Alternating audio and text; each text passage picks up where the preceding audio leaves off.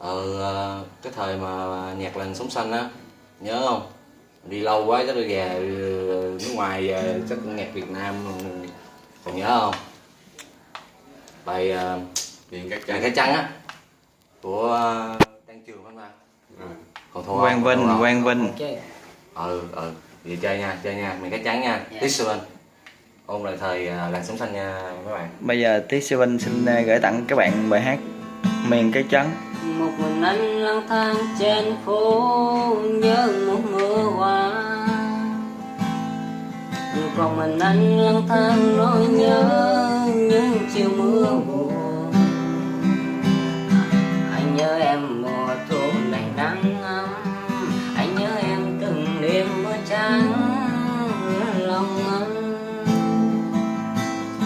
Đừng còn quên bao nhiêu yêu dấu tháng ngày bên nhau, đừng còn quên tất sau khi đó biết sẽ nơi nào. Thôi nhé em tình trôi việc gì mà anh vẫn đi về nơi miền Cá Trắng mình anh.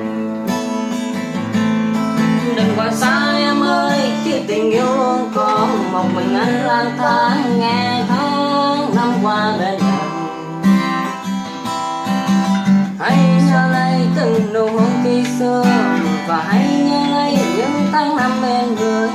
Người yêu ơi, giờ chia xa mãi mãi. Ta mình chia tay nhau khi tình yêu không còn, rồi tình rơi bên đêm ấm lấy có thêm một tình. Hãy nhớ mãi ngàn về nơi phương xa, đành giữ mãi mãi dấu kín trong tâm hồn. Và anh mong người hạnh phúc lại tình yêu luôn đi cây bên xen nhau. Nghèo mà chi ấm niềm đau vào tim.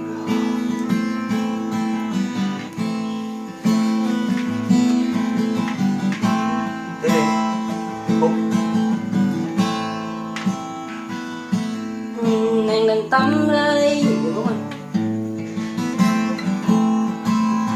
tâm sẽ đi khi vì do anh nghèo.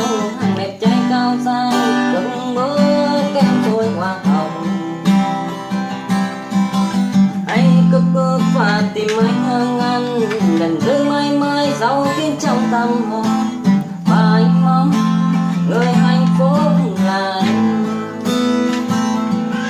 Vậy thì tôi ok khi từng chia đôi đường, bởi vì anh yêu em nên chốn